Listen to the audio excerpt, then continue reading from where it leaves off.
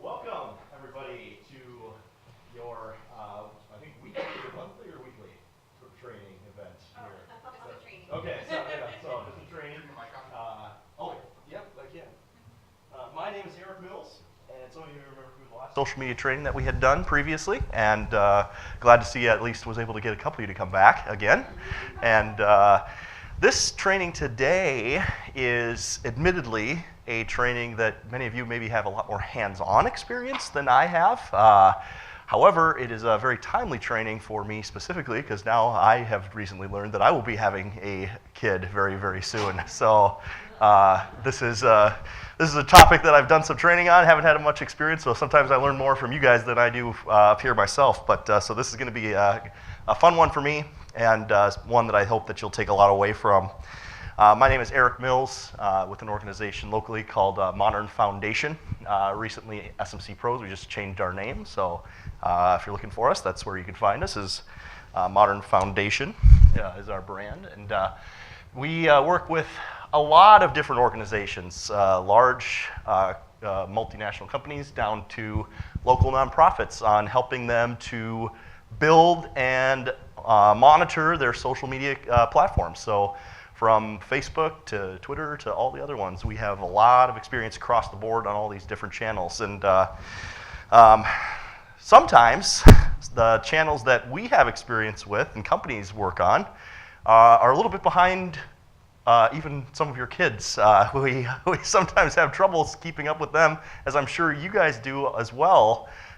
New things might pop up into your news feeds, and different platforms might pop into your news feeds that maybe you had not yet heard of before, and that does happen to us from time to time as well. And so today, what my goal is going to be for this session, I really want to help you to understand some of the major channels that your kids are very likely using right now.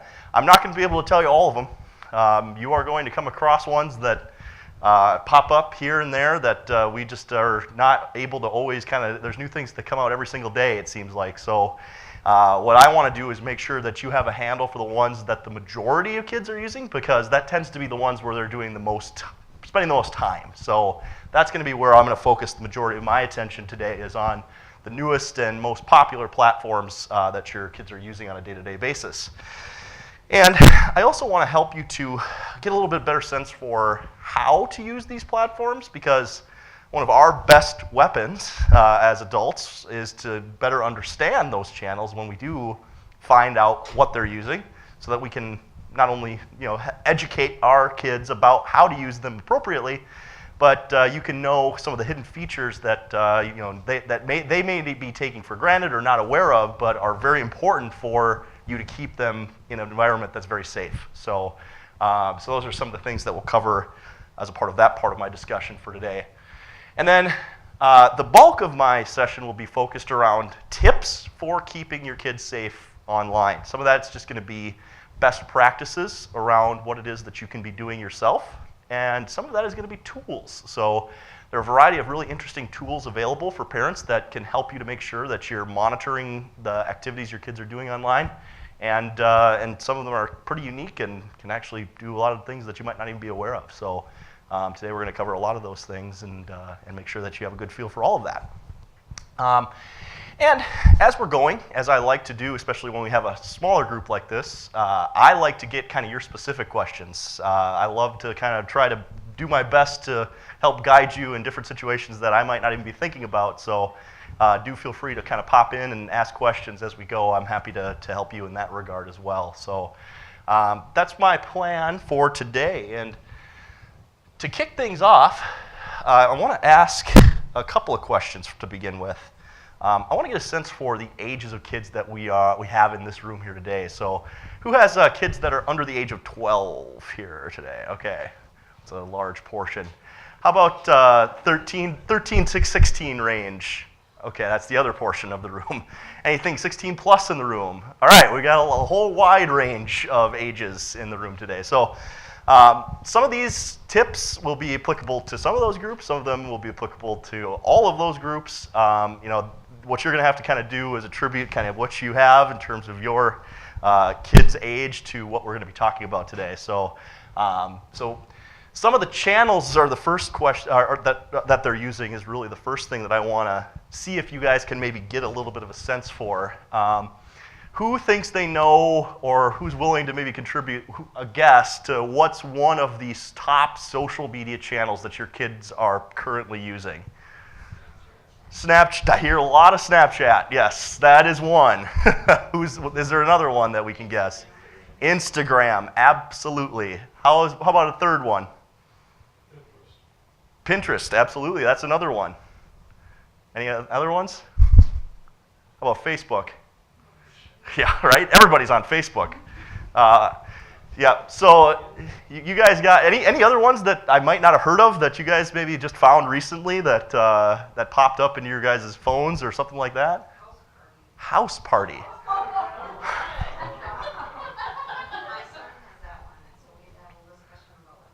Oh, that's a new one for me too. I do not know that one. That's an interesting one. How about anybody else? Any other ones that popped into your feed recently that you just didn't know about, didn't even know existed? Okay, good. Well, you guys hit on all the major ones that I'm going to be covering today. There are essentially 3 platforms that all parents need to be concerned about right now: Snapchat, Facebook, and Instagram. These 3 channels alone are used by at least, the bare minimum, 76% is the lowest figure for how many kids in the United States are using them. The rest go up from there. So Snapchat, the #1 most used app by adolescents. It has surpassed Facebook as the #1 channel that kids and teens are using on a day-to-day basis. And that was the #1 thing that you guys had come into that I asked about, and everybody seemed to contribute that same answer. So it sounds like we have a lot of folks who are really familiar with that. So that channel is one that we're going to cover pretty extensively today. I want to make sure you have a good feel for that channel. And so that's one that we'll spend a lot of time on. Facebook is a channel, you're all very familiar with that, and we all use it too a lot. It's the #1 social network in the world today with 2 billion users. Where adolescents and kids are spending the majority of their time is not necessarily on the Facebook app itself, but rather in what? Does anybody know the answer to that? Messenger, yes. So we'll be talking a little bit about Facebook, but really we're going to be spending the majority of our time on the Messenger channel because that's something that maybe you're not as familiar with, and that's where most kids are spending the majority of their time with Facebook. The final one, one that is getting more popularity just globally in general, is Instagram. All of us, I think, are more familiar with that now than maybe we have been in the past, so I'm not going to spend too much time there, but it is a channel that is the #1 most active channel. So in terms of engagement, I almost always see this one as the most engaging channel in terms of liking, commenting, sharing. That one is a very popular one overall. So we're going to cover each one of these in depth to begin with today, and I'm going to start with the first one, Snapchat. Does anybody have Snapchat on their phones? Does anybody use that app? Okay. So we have a lot of folks who have kids. Not many people are using that application just yet. Snapchat is an interesting tool. It's very easy to use, but it's also not easy to use at the same time. There's a lot of underlying features that just you have to use the app to be able to understand. And so on its face, just in general, Snapchat is a tool that you can easily talk with friends and send messages and videos to anyone that you're connected with, and also view live stories from people who have Snapchat from anywhere in the world. So it's very much a kind of a news-oriented app, but it's much more entertainment-focused. So there's a lot of fun filters that you could add to things on Snapchat that just are really unique from a channel standpoint, which has caused it to become so popular. And it's really easy to sign up. You can see how, look at how, I mean, all they have is sign up and log in on their main screen on their app. So the kids are going to be able to figure out how to create an account pretty quickly and easily if they have it. So, so this channel has become so popular because of how easy it is to get started with. I searched the web and I tried to find like reasons kids like this platform so much, and I tried to pull quotes away on all of these channels. And I think this sums it up better than I think all the other ones I could find did. Kalen said that it's more of a messaging app for him than anything else. He doesn't text as much as he maybe did before. He uses the app to message his friends more than anything else.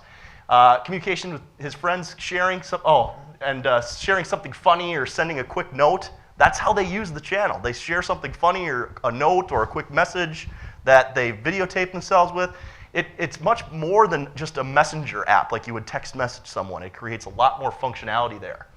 And when you really dive into some of the features of this channel, you can understand why it's become so popular. So a lot of folks will record a video of themselves, like a short selfie type of video, and they have all these fun like filters that will actually scan your face, and you could put like these filters and choose these funny things that you can send out to your friends, which is really fun.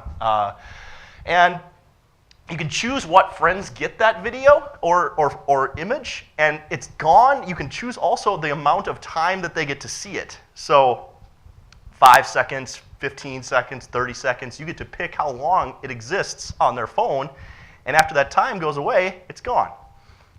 So that is another unique feature of this channel is that it allows you to set the amount of time that people see the content that you're sharing, and that's really kind of another draw that got this platform so popular really quickly. 79% of all US adolescents use this channel. As I said, it is the #1 channel of choice for teens and young adults. And it's going to remain so. There's not really any channel that's competing with it right now. All of its features are pretty unique. Facebook is starting to experiment with some different features that kind of mimic the channel a little bit, but it has not gained in popularity as much as Instagram has. So as a channel, it's got a lot of cool features. And I have a hard time kind of describing it in a nice way. It's really hard to kind of get a good sense for this app until you have a chance to experience it. So what I want to do is I will just show you a video of the app in use so that you can get a better sense for some of the features that are available to you as a channel. So let me get that going real quick.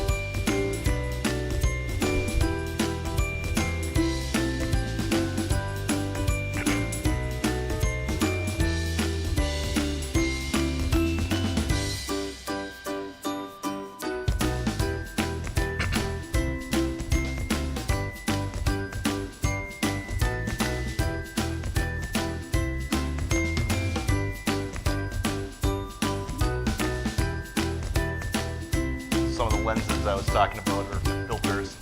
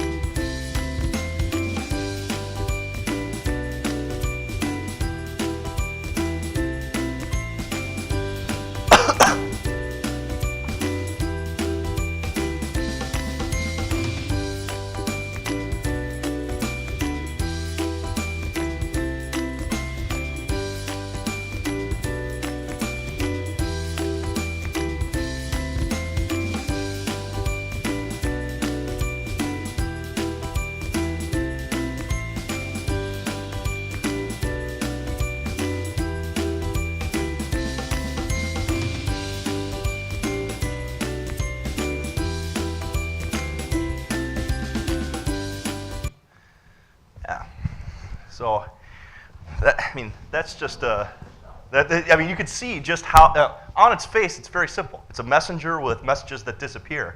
But when you finally do download it and see all the different things that it's capable of, you can see it's much more than that. And something that I highly recommend all of you try installing on your phones and trying out, just to make sure that you have a full grasp of that, because you may be allowing that to happen, but if you don't know what your kid is doing on the back end of it, you might be missing out on a lot of things that they're doing that might be not necessarily in line with what your kind of rules are with them. So that's a channel that I think is very helpful for us to kind of all better understand, because it is by far the most heavily used channel. It's not going away anytime soon. So that's Snapchat. Facebook. And you'll notice I have all of these on mobile phones. How often are you watching your kids on a desktop computer these days? Not very often. It is almost all mobile-centric that they're going to be participating on these channels. So very different from when I was a kid even. So Facebook, we're all very familiar with this platform. It's a channel that we're all on. I pretty much assume that now. You're able to connect with family and friends, share photos, share videos, just kind of similar stuff, but in a way that I think we're all more familiar with. And I don't even need to describe how it works. I mean, you can join groups, you can like, you can comment, you can share. The number I point out, 76% of US adolescents have a Facebook account. Now, how often they're actually using their Facebook account is not that high. Instead, what they do, once their Facebook account has been created, they transition and create this Messenger account, Facebook Messenger. Facebook, when it first released its application, had its Messenger tool incorporated right within the app itself. So Facebook and Messenger were one and the same. Well, about a year and a half ago-ish, Facebook decided that Messenger was going to be its own standalone app, that it completely separated away from Facebook.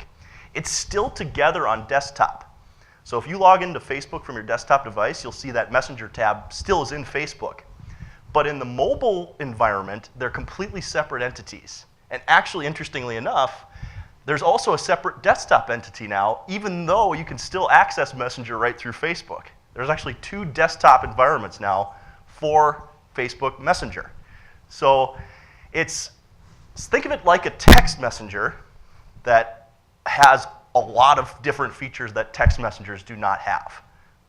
This channel in particular is one that they've been adding so many features to lately that it's hard to keep up with the number of features that they've been adding. Melanie is like, I like Messenger because I can see when the last person was active, and that's how quickly it'll respond. Yeah, that's what they like. I mean, these are some of the features that this tool has that text messaging does not.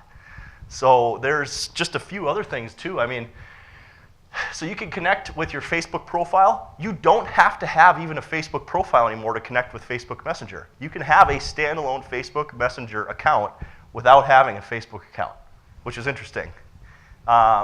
You can text message, but you can also send voice message.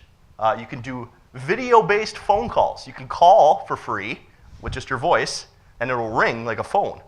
Or you could call like Skype on Facebook Messenger and see a video, kind of like iChat, or, because I don't have Apple, what's the Apple? FaceTime, yes.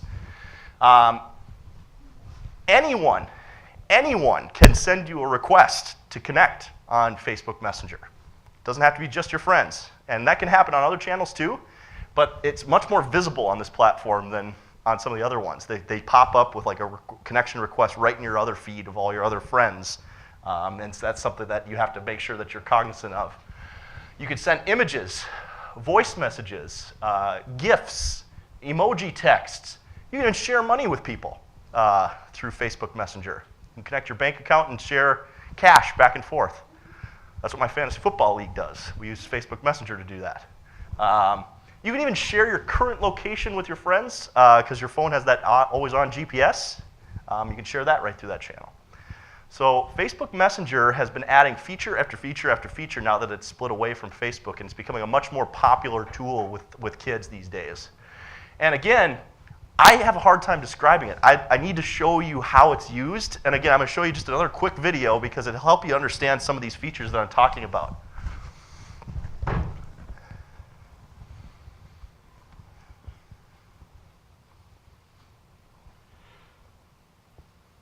What is your password? I didn't know I needed a password. We can do a password reset before you write this. We'll talk about that in a second.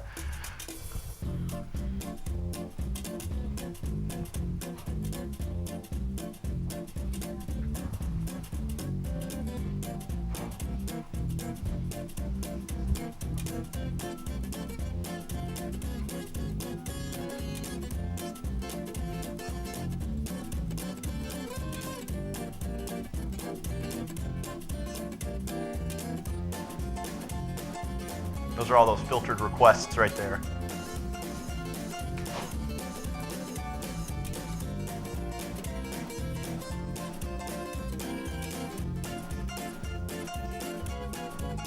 You don't need a phone number to create a Messenger account.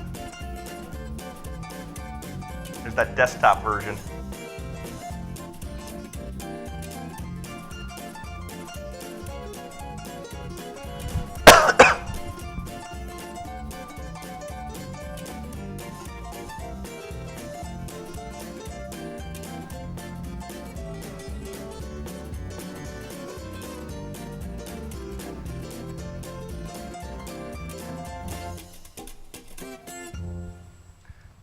Yeah, so my guess is there's probably some features in there that you weren't aware of either.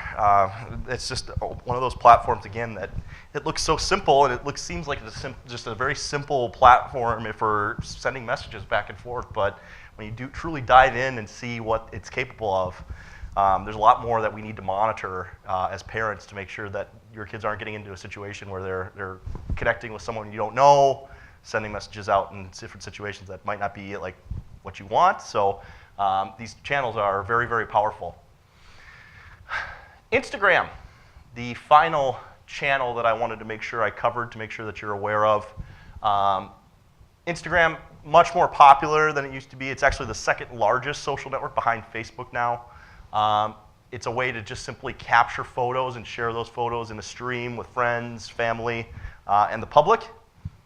From social channels standpoint, it's a great way to share moments. You know, there's a lot of activity on Instagram, and just because it's so easy and the image quality there is always just really high. People like the quality of the content on this channel. That's what really gets people into it. And so they like to share pictures, discover moments, art, technology, stories. There's even Instagram. You could be at one place at one time, and anybody who's sharing an Instagram at that particular time, it all comes into one feed. So you can get like different angles at a basketball game or like a variety of different things. So it's a really cool platform from a content standpoint. And again, it's very easy. You just register a profile. Almost as the profile doesn't have much information. Think of it like Twitter a little bit. You just have kind of your name and your bio. But you can follow anyone just like Twitter. You can go and see like what LeBron James is posting on his Twitter account and comment on that. And so Instagram is a similar platform from that standpoint. However, it's only mobile based. It doesn't have a desktop. It has a desktop version, but it's not like it's not the way that you direct content to that channel. So it's all mobile focused. And then you can browse through public content or your friends' content and make sure that it's all those things are areas that kids can go through and check out. So 73% of all US adolescents have an account on Instagram. So all other channels, the closest one to that, Pinterest. And only 40% of kids have an Instagram account, adolescents in the US. So that's how big these three channels are in comparison to some of the other ones that are out there, which is why these are the three main ones that I wanted to focus on today. If you can get a good handle for these three channels and understand some of the features and capabilities of these platforms, you're gonna be a lot more well-educated. You'll be able to educate your kids a lot more about what they're capable of too. So that's one of the main reasons we wanted to cover this today.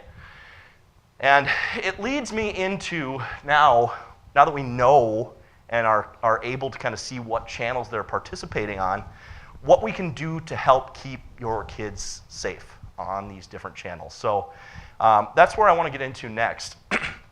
So first and foremost, I'm going to go through 10 different areas right now. Some of them, again, are more theory-based, and you guys might have already had experience doing these types of things. You might be doing them in slightly different ways than I'm recommending. This is more of like a guideline for you. So as you're kind of thinking through what you're doing right now, try to apply it in that same regard. So these are kind of guideposts to give you as you're planning through this process. So the first one that we recommend is just familiarizing yourself with the platforms in general. I've already been talking about that quite a bit. By simply downloading these apps and making yourself a more educated user, you're going to have a much better context behind when your kid comes to you and is saying something like, oh, I can't believe they sent me that snap, and you don't know how to respond because you don't know what a snap is. That's a hard thing to respond to, right? So you got to have these apps just to better understand some of the terminology behind them so that you can better address those types of situations. So in terms of what you can do or how to familiarize yourself, downloading is a big part of that. So just try creating an account for yourself in general. But more importantly, it's use the app, because just simply creating an account sometimes doesn't give you the full story. You really need to use the app and understand its features before you can get a full picture for it. So what I recommend is connecting with like a family member or another friend or another parent, and just trying all the different features back and forth between the two of you. That'll help give you a sense, again, for some of that functionality. So if you're unsure about how to get started, that would be my recommendation for the best way to go about doing that. And so those are just some strategies on that front to be able to help familiarize yourself from that standpoint. So that was pretty obvious. Coinciding with that, you're going to want to also familiarize yourself with each platform's privacy settings, okay? So download it, use it, but also go into each of those applications' privacy settings, because once you go through that a little bit, you're going to figure out what's able for you to better control and to help set some guidelines and some rules for what they can and cannot share and what you're able to control on some of these channels. Because there's things like private mode, there's private profiles, there's private content. There's a whole variety of privacy settings that you can direct your kids to utilize as a part of their use of those tools. And so by checking your privacy settings and getting to know those for each of those, especially those 3 networks, Snapchat, Facebook, Instagram, you're going to have a much better context behind what you could be recommending for your kids to do. And so setting up privacy settings for yourself is kind of the first phase of that. So you review those privacy settings on the back end. And we went through some of that in my last session. So if you want to go back and look at some of the privacy settings for like Facebook, for example, I kind of pointed out the different places that you can go to there to walk through that process. And then once you're finished kind of reviewing that and you have a better understanding for what's available on each channel, then you can decide what you want to do with your kids. You can help set their privacy settings up in the way that you feel is best, and then you can kind of help them to make sure that they're taking advantage of all those settings as well. So those are kind of the 2 big things when it comes to using the channels that you can help them with, and they might not be cognizant of. That's the other thing. When they're setting up their profile, there's default settings, right? So each channel has its own default settings, and oftentimes those settings are not built for kids. They're built for adult users. And so when they're first default set up into a new profile, not all of those privacy settings are enabled. And so by going through this process, setting up your own account, going through and looking at the privacy settings, you're going to be in a lot better shape when it comes to what your kids are doing online.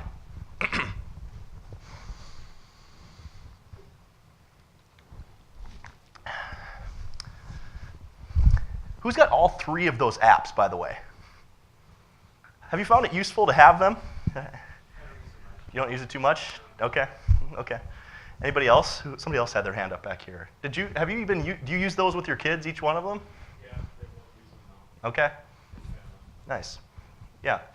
So again, just kind of a guideline there. It's good to have some context, and it helps to have a better conversation when they do ask questions. Now, here's some other things that I think can be useful as you are, starting to go through this process, especially with kids that are younger. making the computer or the iPad a public part of your home rather than like in an office is a good kind of strategy to, especially when they're young, start acclimating them. You use these in a public space. You know, you want to try to create that habit so that they're not thinking like I can get away with something in those more private spaces of your home.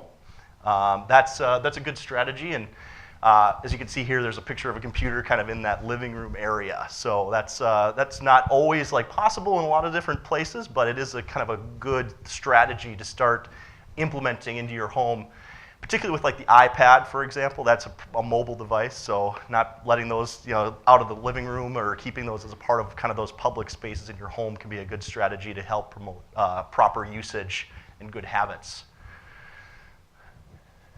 Also, passwords.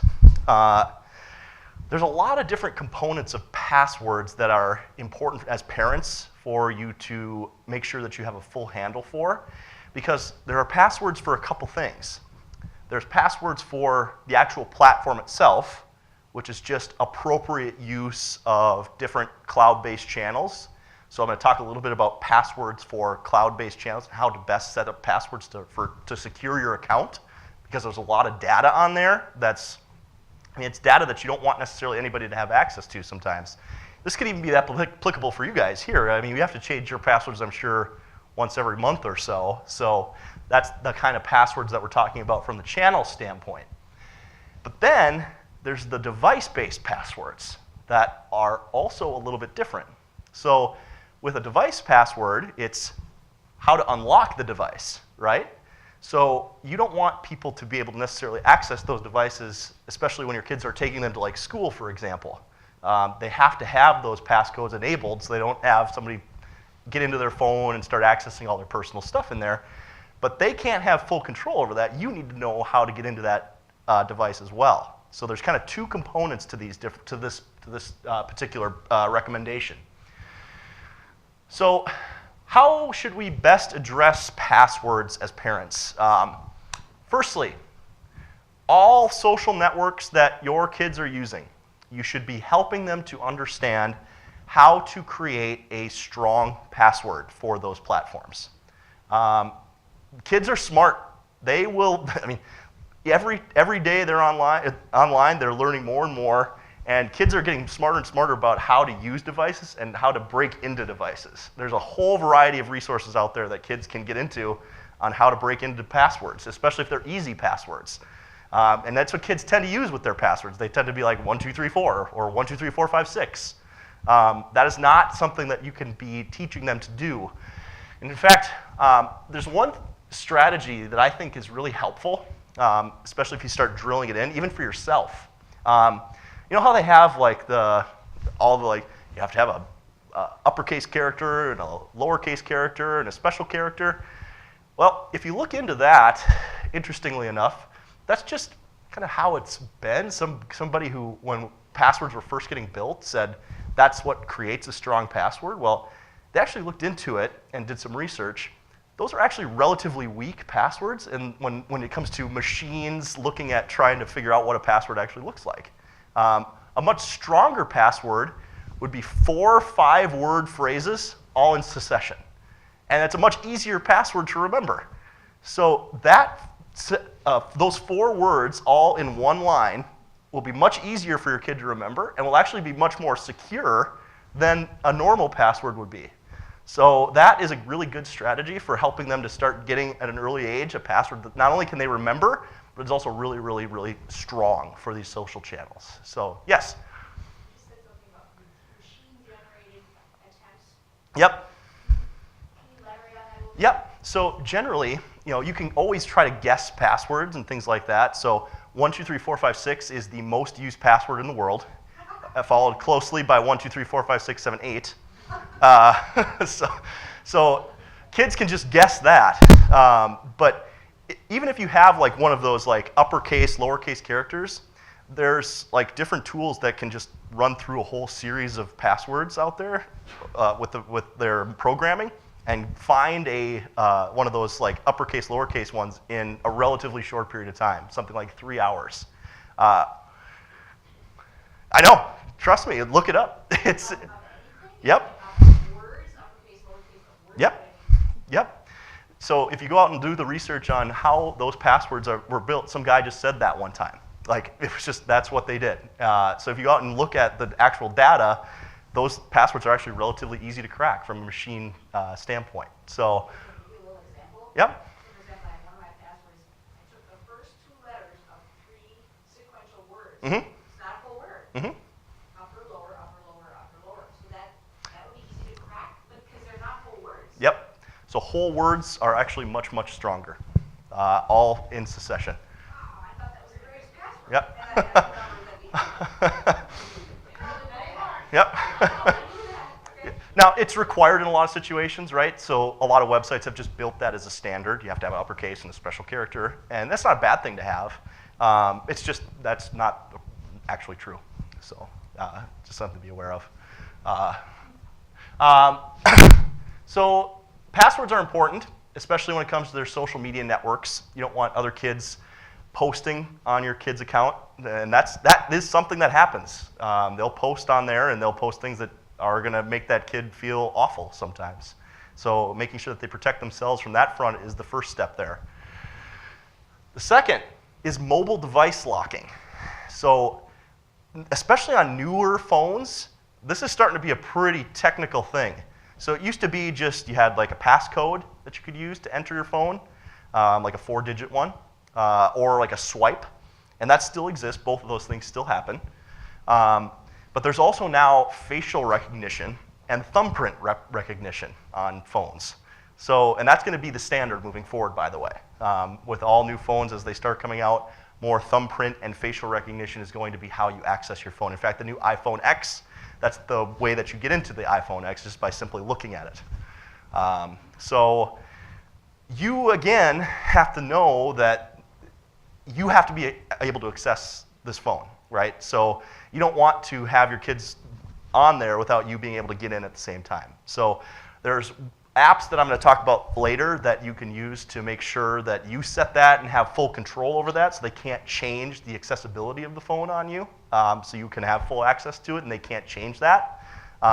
So that, from a best practice standpoint, is the way to do it. So you know it, you share it with your kid, and you both just know we both have access to it at all times. That's the kind of the best practice there. So that's what you want to try to do. But as these new things start coming out, you have to be aware of those features on your phone. You have to add your face to the new iPhone X so that you're able to access that phone, because it's all done through facial recognition. So there's some new features out there that are coming out that are really going to be testing our technical abilities that you need to kind of keep brushing up on. So it's not every phone, all right? So especially like some of the older ones, you won't have that issue. But it's becoming more and more of a standard to have those types of things on there. Any questions on passwords? How do you handle passwords now, parents? Any best practices out there from people that actually have done this in the past? Yeah. I made old kids put them in an envelope in their desk drawer in case something happens. That's a good idea. That way they feel like they're private. Yes. But not public. You see, that's a good balancing act. I do kind of like that, right? So as long as there's a way that you can always access it as a parent, but they still feel like they have their privacy, there is a little bit of a balancing act that has to occur there in some situations. Okay, got it. Yes, that is really important. So App Store passwords, I think you have to be very cognizant of, because you can rack up bills like crazy on that. I think I saw a recent case study where somebody spent like $5,000 in like a matter of like 4 hours or something like that on one of those games. Just ridiculous how much money you can spend on those free games. This is a subject that we could spend pretty much a whole day on, is cyberbullying. I'm going to spend 2 slides on it. So this is by no means going to be a comprehensive review of what cyberbullying is and how to address it. But it's something that you, at a bare minimum, need to sit down at some point with your teen and have a conversation about. Because one side or the other, there has to be an open dialogue, right? So your teen could, or kid could be on one side of the house or the other side. You maybe won't know that. But it's important to help them to understand what the consequences are regardless of either side. So The best ways to address this are education. That's the short story when it comes to that. Discourage gossip. The best way to address it, I think, in the way that it's been described, is just to say, if you wouldn't say it in person, do not say it online, right? So if you can't say that same thing face to face, it's no different than what you're going to have from a conversation standpoint in a digital environment. They may think it's different. That's just they get so engaged in their own personal mobile device that they forget how public that personal device can become. Recognize that, it's not going to be just them that could potentially see this. Screenshots can happen at any given time. You have the click of a button, there's a screenshot. So even Snapchat, people can, even though your message can go away, people can still get that. And they don't always recognize that. So it's important for them to don't post anything in an online channel that they don't think is going to be something that they'd like to talk about face to face. And especially if your child or another child may be the victim, it's important for them to understand how to recognize that. If somebody's describing a situation like this to them or to you, you have to report those. You have to report it. It's one of those situations where it's just the same as normal bullying in school. It's just in a different platform. And so it's one of those things that shouldn't be tolerated by kids or adults, and something that there's more and more consequences that are starting to come from this as people start to understand it more. But it's something that I think education is definitely helping as people learn more about it. This is a good rule. I talk to this, I do a training for CEOs that are out of work because they don't understand some of their channels that they're posting on, but I do encourage them to contribute their knowledge. But it's important even for everybody to think about this. Think before you post, and realize that anything that you post, regardless of the channel, can be public tomorrow. And so that's kind of the thing that I always like to say is whatever you're posting online is going to be there potentially for a really long time, probably forever actually in some situations. So understand that there's consequences to the things that you post. Kids can be very emotional. That's the challenge, right? So they feel like they need to text someone something because they're mad, or something's happening at school that just gets them riled up and they need to, I need to share this. They don't think before they take that action, and that can have some serious consequences, right? So what I have is a nice rule that you can kind of implement that I think is important for you to start talking about with them again and again, is just stop and count to 10 before you hit the post button. Stop, count to 10. It's going to be really hard for you to try to get them to do that because they're online posting, post. But it's really helpful for them to just ask themselves what they'd like to see. If anybody was going to see this post, if I came to you tomorrow and showed you all of my text activity as a parent, you're saying a kid, would you feel comfortable with that? If yes, feel free to post all that stuff anytime. If you came to me and were going to be ashamed of that, then that would not be something that you want to share, because all of those things could potentially be public. And again, it's there forever. Public or private. Even if you have a private page, the friends that you do have could screenshot that and share that with someone else. So there is no privacy anymore. It's not, there's levels of privacy, but there's no complete privacy online. And I think that's the important thing to really understand. So drill that into their minds and help them to understand that these things that they're sharing on these channels can have a lot of consequences. This one is kind of hard to talk about, but it's very prevalent, unfortunately. And it's sexting. Sexting from a sharing standpoint is a disturbingly common situation that parents have to deal with. Hopefully none of you have had to deal with that situation in the past, but 24% of high school age teens have been involved in some form of this in their schools. And so that is something that you have to educate yourself about and know that there are consequences to. You know, the thing that really is the thing that you can take away from this is that most often it's not with somebody random, right? So most of the statistics indicate this is only happening between boyfriend-girlfriend situations in schools. So it's prevalent, but in that situation is the most common. So as a parent, you can look at that and get some context around when this occurs. But even regardless of that, you need to discourage all of this stuff because there are a lot of potential legal consequences that could occur here. 8 states have enacted bills that protect people from this, minors from this, and 13 are proposing legislation. By the end, there will be all 50 states will have a lot of legislation around this at some point or another. So it's good to just drill it in that this cannot happen. You cannot do this. That's just a rule number 1. Yes? There was actually a case I watched, it was Lisa Ling had a show called This Is Life, and that episode was about a Minnesota case, a boy, 14 years old, Yep. sent a naked picture of himself to a girl. Mhm. Her parents took it to the police, and he was charged with child pornography. Yep. And that can happen. That was a picture of himself. Yep. Because he was working.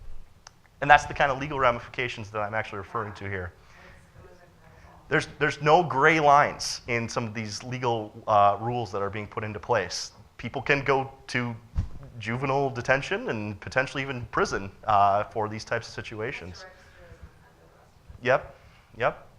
So it's an absolute just, you have to educate that this is not acceptable behavior in these types of environments, and it just, there's too many consequences that could go along with this, even if it's with a boyfriend or girlfriend. That's the sad fact of how these platforms can work. And so this is something that I like to make sure I address because it happens more often than we like to think about. And it happens not just because of, it might be a joke, right? It might be like kids joke about weird things, or it might be someone's trying to pressure you that's a friend of yours even. So there's a lot of situations that they're getting pressured to do this, and it's just not something that is acceptable or that you can, as a parent, let them to do. So address this early and often. And one of the ways to do that is just set some ground rules. So if you can help establish kind of a simple set of rules with your kid, I think that'll be a really helpful way to approach this. Some of the rules that I found come directly from the Online Family Institute. It's a really great resource for parents about how to help protect your children online is the Online Family Institute.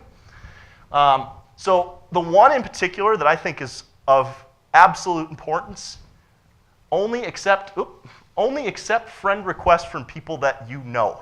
That you cannot let them start accepting people in the public because there are a lot of people who try to do that on especially these mobile channels. Anybody can connect with anyone. And there's a lot of different ways that they can go about doing that. So setting that rule will help a lot of this stuff from even being an issue. So if you're only connected with people you know, there's a lot less likelihood that a lot of this stuff is going to become a problem. But other rules, limiting the amount of time spent on social media. No using the phone and driving, obviously. No setting passwords that you don't have access to as parents. These are all rules that come from that resource that I think can be very useful for you to just implement with your kids. And as long as you're constantly open and talking about that, that can be a useful way to approach this. Here's something that's getting a little bit more down the range that more and more parents are beginning to use more frequently. I think we had one person here that's already using some of these. Wi-Fi and mobile app use monitoring tools. More and more parents are going to start using this. I can guarantee you. I already am looking up these types of tools for myself. Not that I have to worry about that for a while, hopefully. But they do exist, and they are very useful. I like this. The internet never goes to sleep. And even when you're asleep, it is still there. And your kids may be up and awake and using it. So these tools can help arm you with some a little bit more protection so that you don't have to worry about that in those types of situations. So the nice thing about these tools is they're fairly easy to use. I'm going to talk to you about a few of them today. I'm going to give you some examples of ones that you can use.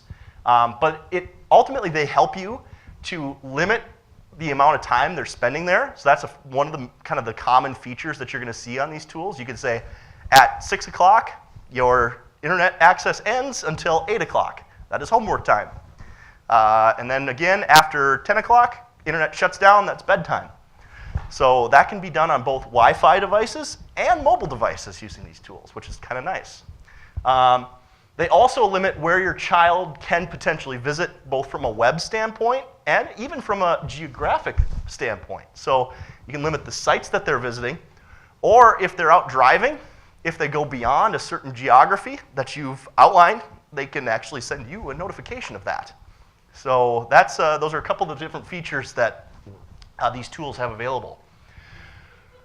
Some of the tools that are available right now that are some of the more highly rated tools out there, Family Time, the top ones are kind of all of the mobile tools, the ones that are monitoring mobile devices. They're apps that you can download as parents and install on your kids' phones. So Family Time is a really great one from that standpoint, and Norton Family Premier. Those are kind of the two most highly rated ones. And by the way, this is going to be on the drive, so you can go back and find these websites later, and you can research these a little bit. Phone Sheriff is another one. So again, you can limit the sites that you're on the mobile device. Those ones are actually, from a mobile device standpoint, are very useful. Again, the kids are going to be on your Wi-Fi, but they can just jump onto the cellular network if you have one of these Wi-Fi controlling devices. So you have to kind of have a little bit of both of these in order to get a full range of protection for them. So those top ones are all for mobile networks. The bottom ones are all Wi-Fi. So you connect those tools, the Koala Care or Koala Safe, Circle with Disney, or Safe Lagoon. You connect those up to your Wi-Fi, and it's actually its own Wi-Fi system that you as parents can control. So that's for your home Wi-Fi, the bottom. The top one are for the mobile devices. So those are tools that are they all kind of do the similar things, but are just for kind of different channels. So really useful in a lot of different situations. The last one, just set a good example. I know a lot of us even struggle to do all these things ourselves all the time. So if you're not doing it, obviously, your kids are going to be challenged to do all these things correctly. So you really do want to set a good example. Use the tips yourself. Try to be safe online, and make sure that your kids are doing the same. So that's all I have for you. And again, these are all tips that I think you guys have a little bit more practical experience than I do, potentially helping them through.